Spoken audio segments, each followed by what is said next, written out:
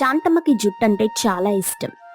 ఆమె జుట్టు చిన్నగా ఉందని బాధపడుతుంది కానీ తన కోడల జుట్టు మాత్రం చాలా పెద్దగా ఉండాలని, తన జుట్టుని కూడా తన కోడల జుట్టులోనే చూసుకుంటానని అనుకుంటూ ఉండేది. కొడుకు పెళ్లి సంబంధాలకి వెళ్ళినప్పుడు పెళ్లి కూతురు జుట్టు చూస్తూ ఉండేది. జుట్టు చిన్నగా ఉన్నా తెల్లగా ఉన్నా వద్దు అని చెప్తూ ఉండేది. అలా చాలా సంబంధాలు వదిలేయాల్సి వస్తుంది. అయితే ఓ రోజు పంతులు గారు శాంతమ్మ ఇంటికి వచ్చినప్పుడు శాంతమ్మ ఇంట్లో లేదు. అప్పుడు కొడుకు విజయ్ అతనితో, ఏంటి పేరయ్య గారు, మళ్ళీ సంబంధం తీసుకొచ్చారా? ఈసారి కూడా ఏదో ఒక వంక చెప్తుంటుంది కదా మా అమ్మ. ముందు జుట్టు పెద్దగా ఉందా లేదా అనేది చెప్పండి. చూడండి బాబు, అమ్మాయి చక్కగా ఉంటుంది, జుట్టు చాలా పెద్దది, కట్న కానుకలన్నీ ఇస్తారు. కానీ లోపమేమిటంటే మొత్తం తెల్ల జుట్టు, గోరింటాకు పెట్టి కవర్ చేస్తున్నారు. అందుకే ఆ సంబంధం నీకు సరిపోదని చెప్పడానికి వచ్చాను. ఆ మాట వినగానే వినయ్, సరే అయితే ఒకసారి ఆ అమ్మాయి ఫోటో చూపించండి అని అడిగిన వెంటనే పేరయ్య ఫోటో చూపించాడు. అమ్మాయి అతనికి బాగా నచ్చడంతో పేరయ్యతో అతను, చూడండి, ఈ అమ్మాయి నాకు చాలా బాగా నచ్చింది, మీరు వాళ్ళతో ఇలా చెప్పండి అంటూ ఒక విషయం చెప్తాడు. అయ్యా, ఏదో ఒక రోజు ఈ నిజంగాని మీ అమ్మగారికి తెలిస్తే నా పిలక పీకేస్తారు.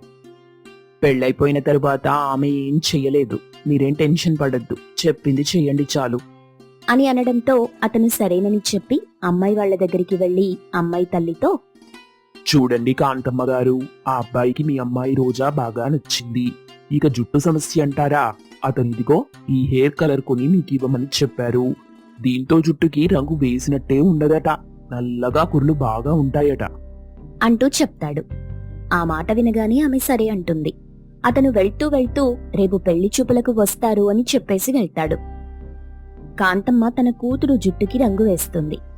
గంట తరువాత తలస్నానం చేసి అలా బయటకొస్తుంది. ఆమె జుట్టు రంగు చూసి తల్లి చాలా సంతోషిస్తుంది. చాలా చాలా అద్భుతంగా ఉందమ్మా, నీ జుట్టు అసలు రంగేసినట్టే లేదు, నల్లగా నిగనిగలాడుతుంది. అమ్మా, పెళ్లి వాళ్ళని ఇలా మోసం చేయటం తప్పు కదమ్మా. మనమెక్కడ మోసం చేస్తున్నామే, ఆ అబ్బాయే కదా నిన్ను చూసి ఇష్టపడి ఇదంతా చేస్తున్నాడు అంటూ సర్ది చెప్పింది. ఇక ఆ రోజు గడిచిపోయింది. ఆ మరుసటి రోజు శాంతమ్మ, విజయ్, అతని తండ్రి సుబ్బయ్య, పెళ్లిళ్ల పేరయ్య నలుగురు కూడా రోజాని చూడ్డానికి వస్తారు. శాంతమ్మ వెళ్లడంతోనే అమ్మాయిని పిలిపించండి అంది. కాంతమ్మ సరే అని అమ్మాయిని పిలుస్తుంది. కాంతమ్మ చాలా సంతోషంగా కూతుర్ని తీసుకొస్తుంది. అమ్మాయి, ఒకసారి జుట్టు చూపించు అంది శాంతమ్మ. రోజా వెంటనే తన జుట్టు చూపిస్తుంది. అది ఒరిజినలేనా డూప్లికేటా? సవరమేం పెట్టలేదు కదా, ఒకసారి లాగి చూపించండి. ఆ మాట వినగానే రోజా, మీరే లాగండి అంది. శాంతమ్మ గట్టిగా లాగడంతో రోజా పెద్దగా అరిచింది. క్షమించమ్మా, నొప్పి పుట్టినట్టుంది. మరేం పర్వాలేదులేండి. జుట్టుకి రంగేశావా? ఒరిజినల్ గా నల్లగానే ఉంటుందా? నేను రంగు వెయ్యనండి, ఇది నేచురల్ కలర్ అని అనడంతో అత్తగారు చాలా సంతోషిస్తూ పెళ్లి కొప్పేసుకుంది. ఆ మాట వినగానే అందరూ కూడా హమ్మయ్య అని ఊపిరి పీల్చుకున్నారు. ఇంకా కొన్ని రోజుల్లో వాళ్ళిద్దరికీ పెళ్లవుతుంది. రోజా ఇంట్లో అడుగుపెట్టిన దగ్గరి నుండి అత్తగారు తనకి తలస్నానం చేయించి సాంబ్రాణి పొగ వేస్తూ ఉంటుంది. ఒకరోజు రోజా అద్దంలో చూసుకుంటూ ఉండగా ఆమెకి తెల్ల జుట్టు కనిపిస్తుంది. ఆమె భయపడుతూ తన భర్తతో, ఏవండి, ఈరోజు మీ అమ్మగారు నాకు తలస్నానం చేయించడంతో తెల్ల జుట్టు బయటపడుతుందండి, నాకు హెయిర్ కలర్ తీసుకొస్తారా? హెయిర్ కలర్ తీసుకొస్తాను గాని మా అమ్మ నీకు దగ్గరుండి తలస్నానం చేయిస్తుంది కదా, మరి తలకు రంగెలా వేసుకుంటావు? అవును కదా, ఏం చేయాలో నాకు అర్థం కావట్లేదు, మీరేదైనా సలహా ఇవ్వండి. ప్రస్తుతానికి తెల్ల జుట్టు కనిపించకుండా కాటుక పెట్టేయి. తలస్నానం చేయించిన తరువాత తెల్ల జుట్టు కనిపిస్తుంది కదా, అప్పుడేం చెయ్యాలి? అవును కదా అని ఆలోచిస్తున్నాడు విజయ్.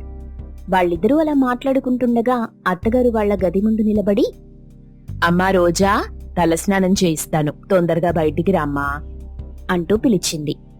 లోపల ఉన్న వాళ్ళిద్దరూ కంగారు పడుతూ, ఏవండి, ఇప్పుడు గనక మీ అమ్మ నా జుట్టు చూసిందంటే ఇంక నా పని Govinda. Instant shampoo hair colour తీసుకొస్తాను, అది వేసేసుకో. కానీ జుట్టు తడిగా ఉంటే మీ అమ్మ కనిపెట్టేస్తుందిగా అని మాట్లాడుకుంటుండగా అత్తగారు మళ్ళీ, అమ్మా రోజా, వినిపిస్తుందా అంటూ కేక వేసింది. ఆ అత్తయ్య, ఒక్క నిమిషం వస్తున్నా అంది రోజా. అమ్మా, తను 1 గంట వరకు రాదు, తను పనిలో ఉందిలే. అంటాడు విజయ్. అత్తగారేదో ఆలోచిస్తూ నవ్వుకుంటూ వెళ్ళిపోతుంది. ఏంటండి అలా చెప్పారు? అత్తగారేమనుకుంటారు? మరి గండం నుండి బయటపడాలంటే ఇది తప్ప ఇంకో మార్గం కనిపించలేదు. అని అనడంతో రోజా సరే అంటుంది. ఇక అతను వాళ్ళ అమ్మకి కనిపించకుండా ఇంటి వెనుక నుండి బజారుకెళ్లి హెయిర్ కలర్స్ కొన్ని తీసుకొస్తాడు. రోజాతో కలర్ వేసుకోమని చెప్తాడు. ఆమె హడావిడిగా కలర్ వేసుకుని తలస్నానం కూడా చేస్తుంది. కొంత సమయం తరువాత జుట్టు ఆరిపోవడంతో వాళ్ళిద్దరూ కూడా హమ్మయ్యా అని ఊపిరి పీల్చుకున్నారు. అయినా ఇలా రోజు తలస్నానం చేస్తే జుట్టు ఊడిపోతుందని మీ అమ్మగారికి చెప్పండి. పైగా కుంకుడుకాయలతో తలస్నానం చేయిస్తుంది. రంగు ఊరికే పోతుంది. దీనికి పర్మనెంట్ సొల్యూషన్ ఏదో ఒకటి ఆలోచిస్తాను, లేదంటే మనం ఇరుక్కుపోతాం అంటాడు విజయ్. రోజా కూడా సరే అంది. ఇక తెల్ల జుట్టు కనిపించకుండా రోజా రాత్రి సమయంలో అందరూ నిద్రపోతున్నప్పుడు రంగు వేసుకుని తలస్నానం చేసి పడుకునేది. ఇలా రోజులు గడుస్తూ ఉన్నాయి. ఇలా రాత్రి సమయంలో తలస్నానం చేయటం నా వల్ల కాదండి. మీ అమ్మగారికి నిజం చెప్పేస్తాను. వద్దొద్దు, అలా చెయ్యొద్దు. అప్పుడు పంతులు గారితో సహా మీ ఇంట్లో వాళ్ళని, నన్ను, అందరినీ మా అమ్మ గట్టిగానే తిడుతుంది. విడాకులిప్పించినా ఇప్పిస్తుంది. అలా మాత్రం చెయ్యొద్దు అని అనడంతో రోజా భయపడుతూ, వామ్మో, విడాకులా? ఎందుకండి ఇలా చేశారు? ఏదో ఒక రోజు మీ అమ్మగారికి నిజం తెలుస్తుంది. ఖచ్చితంగా ఏదో ఒక రోజు మనిద్దరికీ విడాకులు కూడా ఇప్పిస్తుంది. అలా జరగకుండా నేను ఒక ఉపాయం ఆలోచించాలి. రేపొక్కరోజు ఆగు అంటాడు. ఆమె కూడా సరే అంది. ఆ రోజు గడిచిపోయింది. మరుసటి రోజు ఒక డెలివరీ బాయ్ వాళ్ళింటికొచ్చి విజయ్కి ఏదో తెచ్చిచ్చి వెళ్తాడు. దాన్ని చూసిన అత్తగారు, ఏంటిరా అది? ఇది రోజా కోసం తెప్పించానమ్మా. మంచి హెయిర్ ఆయిల్. ఇది రాసుకుంటే తెల్ల జుట్టు రాదంట. జుట్టు బాగా ఒత్తుగా పెరుగుతుందంట. ఇప్పుడు అమ్మాయి జుట్టుకేమైంది? బాగానే ఉందిగా. అడ్డమైనవి వాడితేనే ఏదో ఒకటవుతుంది. అసలే వీధిలో ఉన్న వాళ్ళంతా మీ కోడలు జుట్టు చాలా పెద్దగా ఉంది అని పొగుడుతున్నారు. నువ్వలాంటి పిచ్చి పిచ్చి ప్రయోగాలేం చెయ్యకు. అలాంటిదేమీ కాదమ్మా, నా మాట నమ్ము. విజయ్ రోజాకి ఆ ఆయిల్ ఇచ్చి, ఈ ఆయిల్ ని రోజు అప్లై చేస్తూ ఉండు. ఇక మా అమ్మకి తలస్నానం రోజు చేపించకూడదు.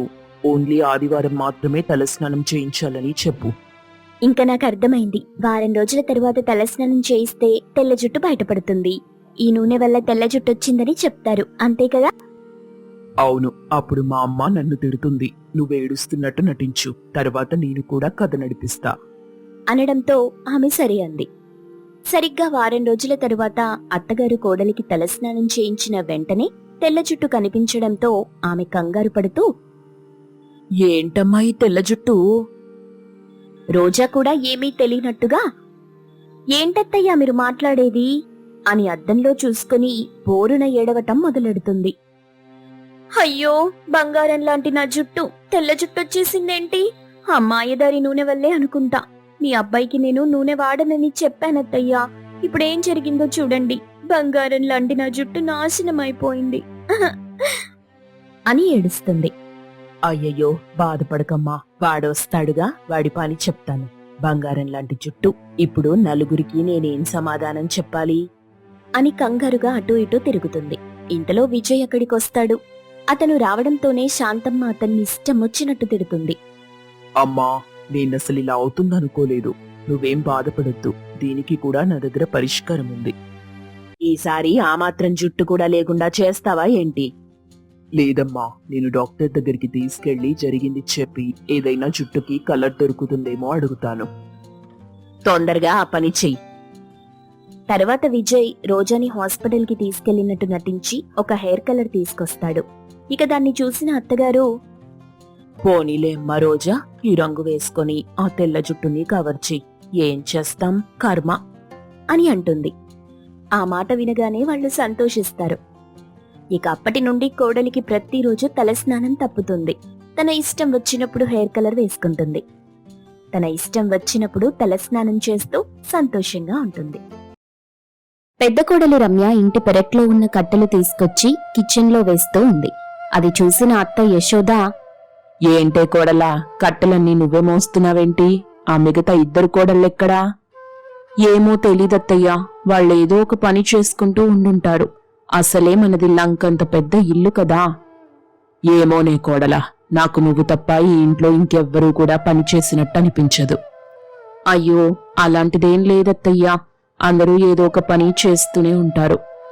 అలా అనుకోవడం నీ మంచితనం. ఆ మంచితనాన్ని అలసుగా చేసుకుంటూ వాళ్ళు దర్జాగా తింటూ పూట గడిపేస్తుంటారు.